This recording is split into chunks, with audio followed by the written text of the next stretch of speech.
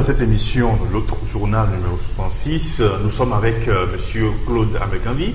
Il est secrétaire chargé à la coordination du Parti des travailleurs. J'ai toujours du mal à... C'est vrai que c'est un titre un peu long. Ok. Nous allons continuer avec notre sujet sur la restriction des manifestations, de l'espace de liberté au Togo. Il y a quelques années, plus de marches, plus de regroupements de partis politiques ni des associations de la société civile. Mais avant d'en arriver là, vous avez, il y a quelques mois, lancé une pétition, une campagne, oui, je dirais, pour la démission de Fogna Singbe. Où en êtes-vous aujourd'hui? Non, nous sommes toujours sur cette campagne qui évolue parallèlement à toutes les autres activités que nous développons. Comme vous le savez ou comme vous devez vous en rappeler, nous avons initié cette campagne à l'occasion de la commémoration du 30e anniversaire du soulèvement populaire du 5 octobre 1990. Voilà. Bon, ce faisant, quelle était la véritable signification de ce message? C'est que nous appelions le peuple togolais à faire un bilan sur la période des 30 ans. Alors, si le bilan avait permis à ce que du jour au lendemain, eh bien, comprenant les enjeux de la situation togolaise, nous voyons des populations descendre dans la rue et avec nous signer massivement cette pétition pour la porter à M. Fogna Singbe comme nous l'avons proposé, ce serait bien. Mais malheureusement, bon, les choses ne se sont pas passées ainsi. Je ne dirais pas que c'est malheureux, sur le fond d'ailleurs, parce que la manière dont la signature de cette pétition évolue en douceur et progressivement, parce que nous ne renonçons pas et nous continuons le combat là-dessus, indique, disons, les contradictions qu'il y a dans la situation politique togolaise. À savoir que, dans un premier temps, cette campagne a été très enthousiaste. Les gens se sont mis à signer massivement, et puis, au bout d'un moment, nous avons commencé à rencontrer des difficultés, à savoir que des gens commençaient à prendre peur. On dit, si je signe, est-ce que je ne vais pas avoir de problème et tout. Surtout lorsque les citoyens ont commencé à voir des arrestations arbitraires de toute une série de responsables politiques connus intervenir. Je parlais de celle de M. Gérard Diossou et de Mme Brigitte Atiamango Johnson. Cela a eu pour effet de refroidir un peu les gens, et les gens commençant à se demander si on signe, est-ce que le même sort ne pourrait pas nous arriver, et eux, ce sont des personnalités de premier plan, si on peut s'attaquer à eux directement, et nous, qu'est-ce qu'il en viendrait en ce qui nous concerne et tout.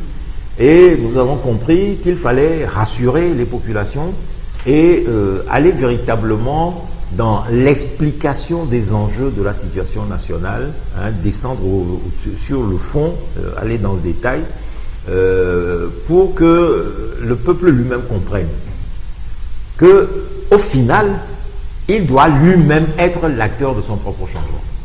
Parce que l'autre dimension de la question est cette campagne de déchirement qu'il y a au niveau des forces démocratiques et de formidables divisions entre les partis de l'opposition togolaise. Et vous savez que pendant longtemps, les différents secteurs de notre population ont prêché, mais comme si c'était dans le désert, à l'union de l'opposition.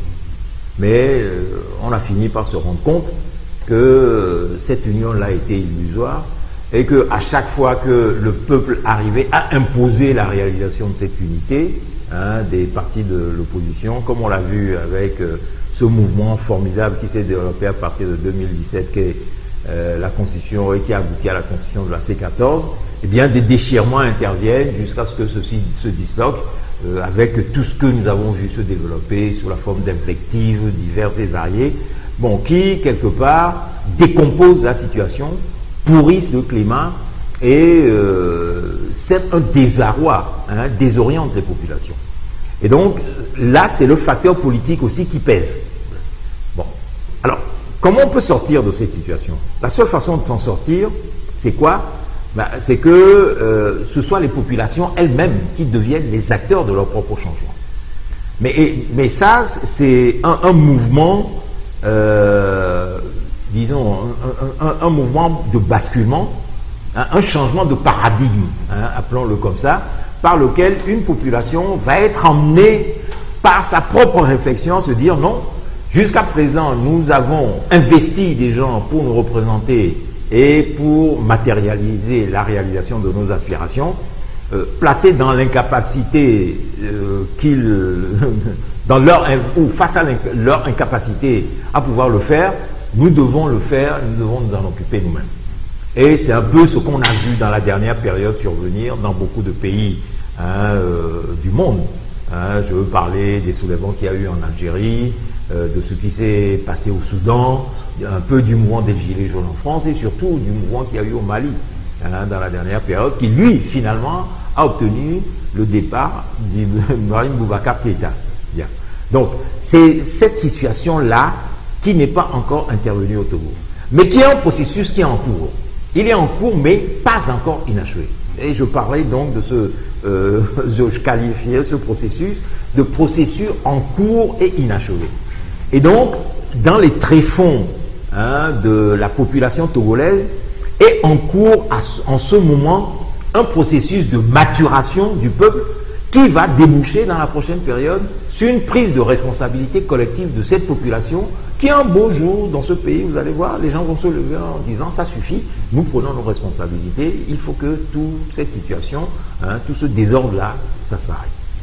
Un peu comme ce qui s'est passé au Sénégal dans la dernière période, où en réalité vous avez eu la réaction, une réaction populaire nourrie par toutes les frustrations accumulées au sein de la population, des problèmes de violation des libertés, des problèmes d'emploi, des problèmes de société très simples, l'omnipotence de Macky Sall qui ne faisait pas mystère de ce que il était lui aussi attrapé par le virus du troisième mandat.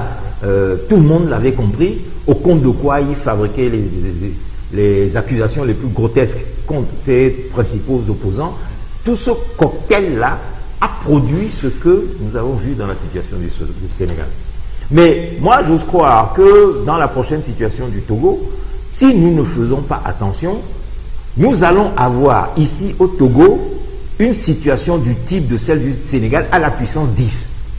Parce que la frustration qui est accumulée dans ce pays n'est pas une frustration qui date de quelques années. Parce que lorsque vous observez réellement les choses, Macky Sall, il a été porté au pouvoir par les mêmes aujourd'hui qui le combattent.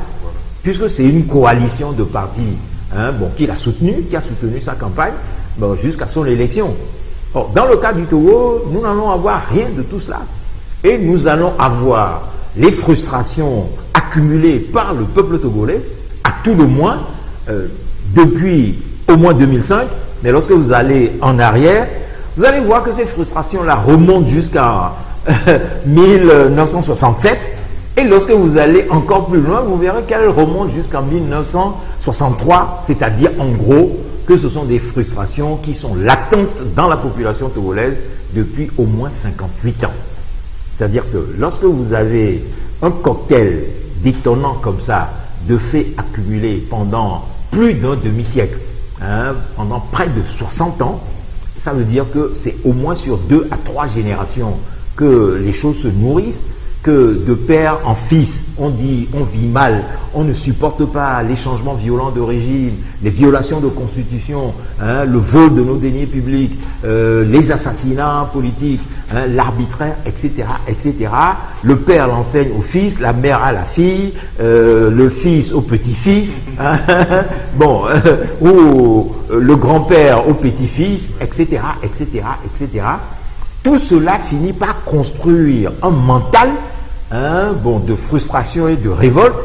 Mais vous savez, les choses, vous pouvez les étouffer à un moment donné, mais au bout d'un moment, le seul effet connu dans l'histoire qui en sort, c'est l'effet cocotte-minute.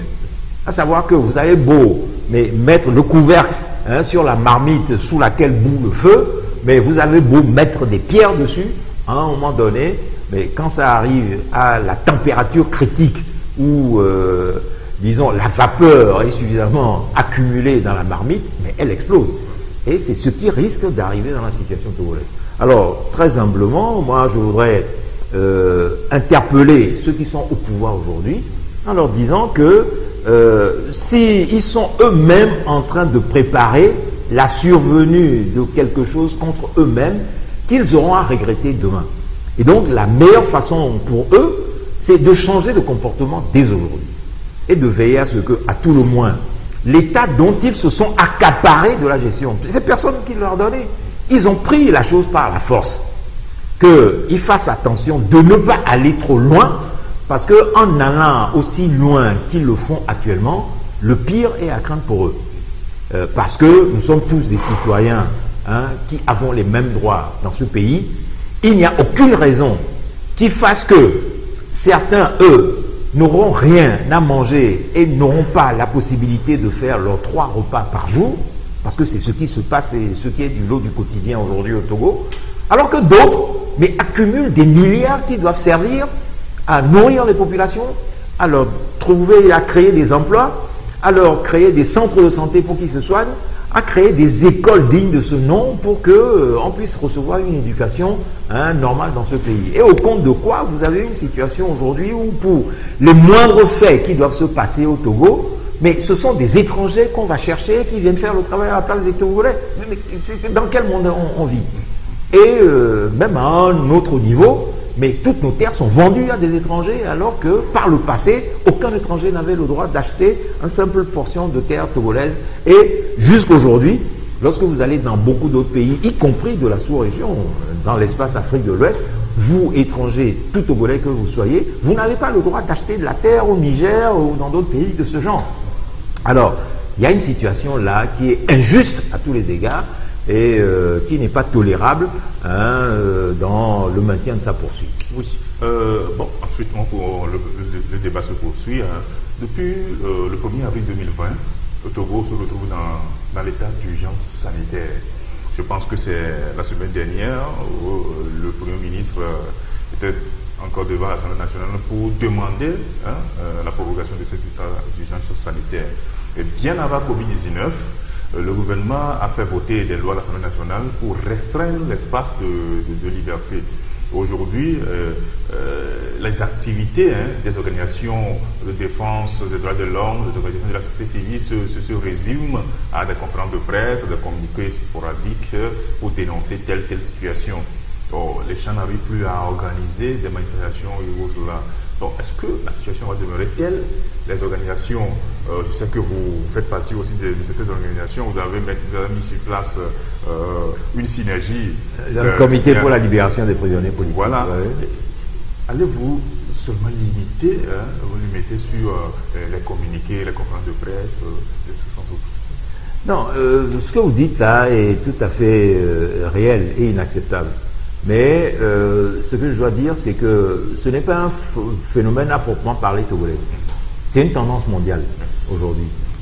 Puisque à l'ombre de cette pandémie du coronavirus Covid-19, tous les régimes, quels que soient les pays en cause, ont utilisé cette pandémie-là pour restreindre les espaces de liberté partout, partout et partout. Et donc, tordre le cou à toutes les velléités de contestation, de critique des pouvoirs, en disant que, au nom de la pandémie, on ne peut plus faire de manifestations, de rassemblements, etc. Ce qui n'a pas empêché d'ailleurs que dans toute une série de pays, ces dispositions-là existent, mais les populations ont passé outre. Comme au Mali, je l'ai indiqué tout à l'heure, pour mettre dehors un président de la République dont le peuple ne voulait plus, et dernièrement au Sénégal, comme vous l'avez vu. Et donc, à partir de là, on comprend que la pandémie du coronavirus, sous certains aspects, est un rocher qu'on utilise pour effrayer les populations et les empêcher de réagir. Bon. Et là, c'est quelque chose d'inquiétant. Alors, il y a une raison à ça. La raison, c'est quoi? C'est que il y a un ordre mondial capitaliste, impérialiste, qui en profite pour faire ses affaires et rentabiliser ses actifs. Parce que les tendances ou les études faites dans la dernière période ont permis de constater que, alors que les conditions de vie des populations sont à la tendance baissière.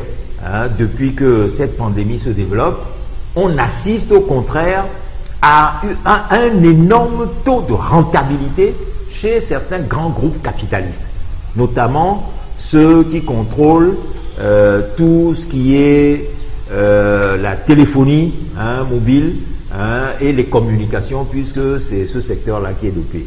Et devant tous ces messieurs, vous avez notamment le fameux monsieur Bill Gates et consorts, qui patronnent tous ces développements-là.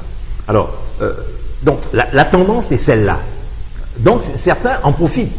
Et comme ces pouvoirs sont coordonnés à l'échelle internationale, ils se passent le mot. Et ils se disent, dans votre pays, il ne faut surtout pas lâcher sur la vis acérée, sur la restriction des espaces de liberté. Mais ça va durer quoi? L'espace de la durée de cette pandémie.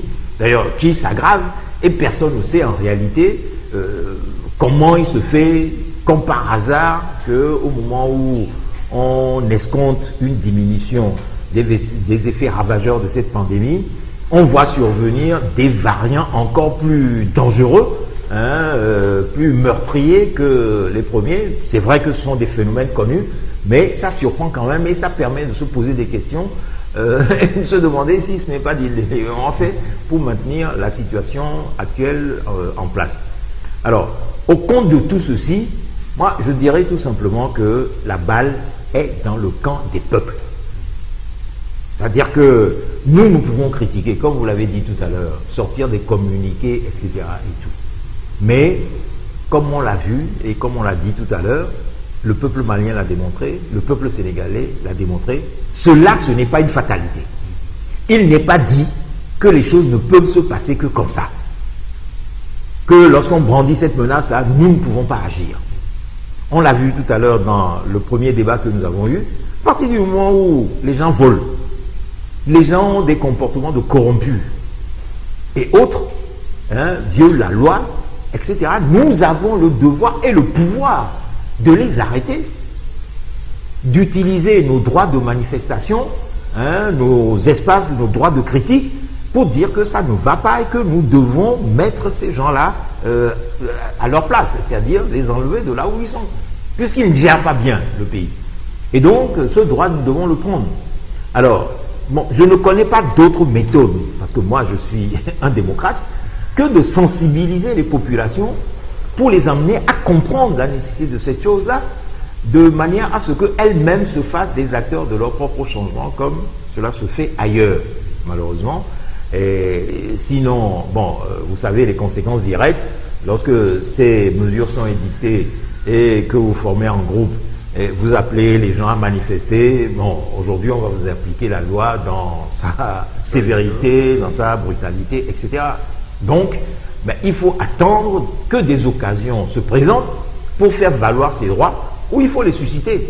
Mais là encore une fois, à nous, organisations, il appartient, nous avons le rôle, il nous appartient de proposer des solutions, des actions, des mobilisations, mais c'est au peuple qu'il appartient de disposer. Et c'est pour ça que tout à l'heure j'insistais sur la nécessité de ce travail de sensibilisation pour amener à ce changement de paradigme.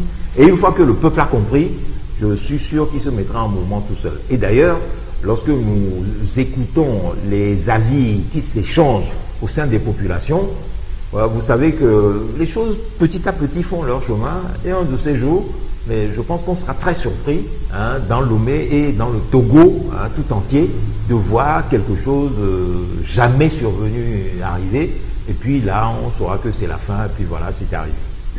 Vu le développement que vous venez de faire, on peut dire que le régime de Faure Gnassingbé a trouvé son salut dans la Covid-19. Non, tout à fait. Tout à fait pour l'instant. Et il l'utilise à fond.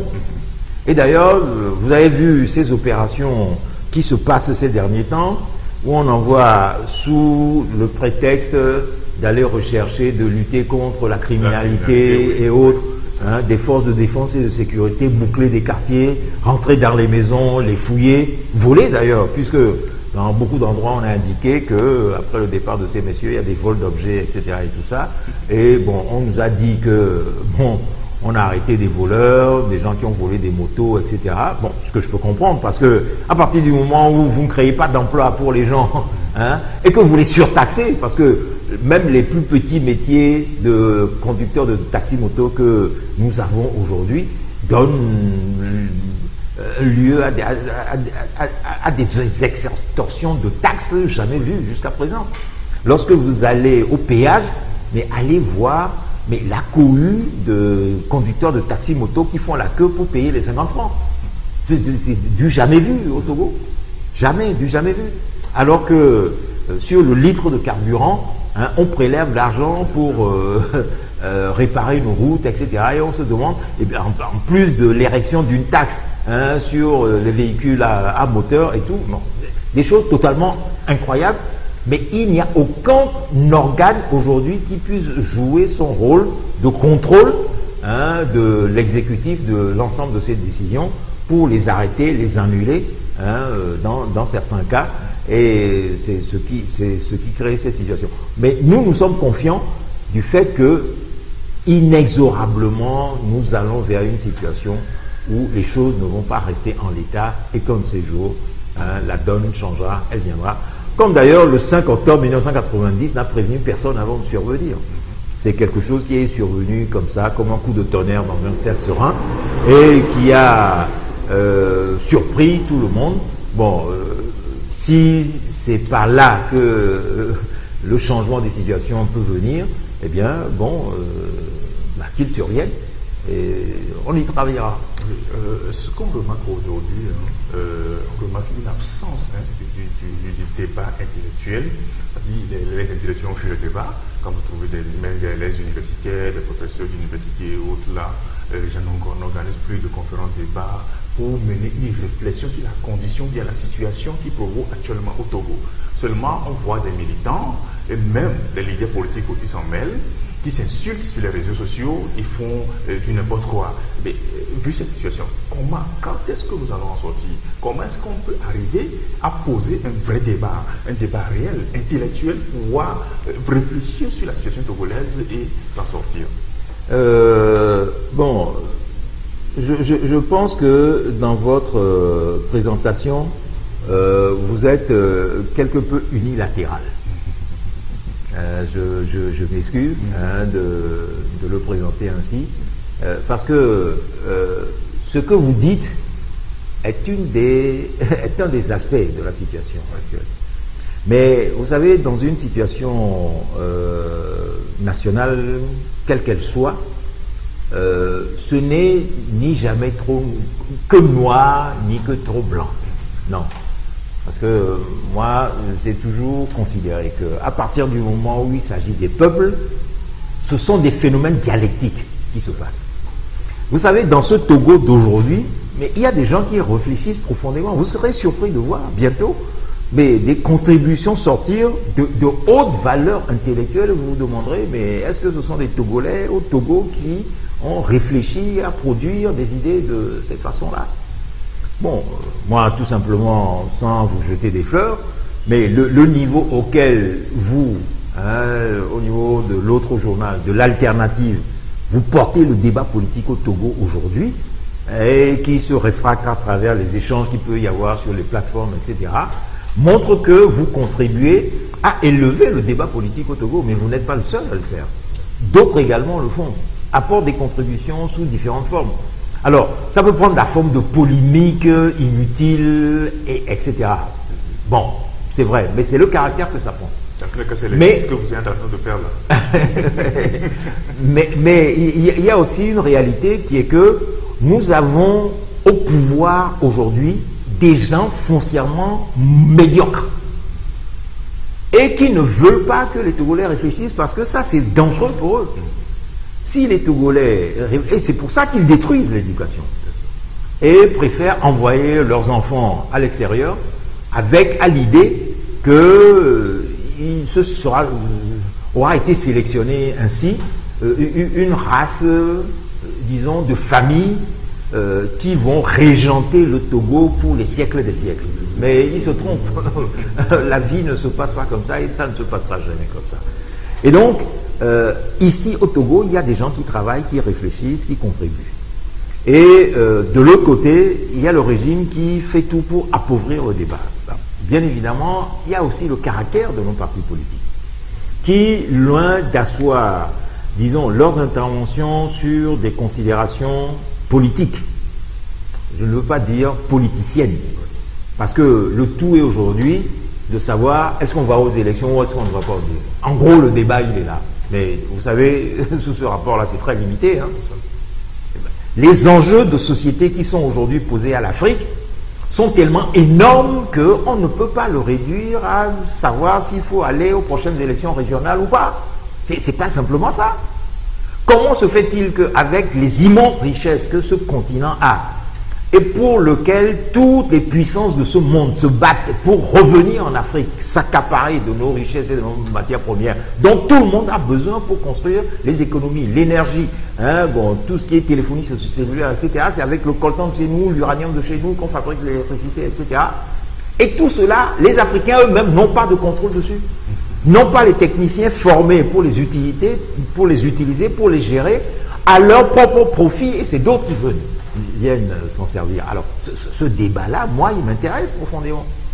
Alors, que nos partis, qui aussi accompagnent le régime, parce que là aussi, il y a cet aspect que nous avons toujours dénoncé, qui est cette façon de transformer, hein, disons, l'activité politique en un fonds de commerce, hein, où on accompagne les régimes, on apprend de l'argent du pouvoir pour l'accompagner dans des processus électoraux, etc., est quelque chose de proprement révoltant et qui ne va pas continuer. Donc, moi je sais que tout cela, ça va s'arrêter un de ces jours, mais que certains, comme vous, comme moi, comme d'autres, font ce travail pour que les choses ne continuent pas ainsi. Monsieur Claude Amegambi, êtes-vous opposant aux démocrates? Parce que ces deux termes-là, il y a une nuance, il y a une nette différence. On voit dans certains pays des gens qui se déclarent opposants et qui ont milité effectivement dans l'opposition, et quand ils arrivent au pouvoir, deviennent autre chose et mis démocrates. C'est pour cela que je vous pose la question. Vous êtes opposant ou démocrate? Non, moi je ne veux pas rentrer dans ces subtilités linguistiques. Bon, tout simplement parce que je pense que c'est un débat qui, comme je l'indiquais tout à l'heure, ne se situe pas à la hauteur du niveau où on doit mener les débats sur les problèmes du continent africain aujourd'hui. Ce n'est pas le fait de savoir si on est opposant, démocrate, etc. Oui, je suis opposant, oui, je suis démocrate, mais je suis, moi, Claude Amegambi, profondément un militant socialiste, un militant révolutionnaire. Voilà. Tout le monde le sait. Donc ça, c'est plus qu'un opposant, c'est plus qu'un démocrate. Voilà ce que je suis. Merci beaucoup. Nous allons observer une seconde pause et puis nous allons revenir après.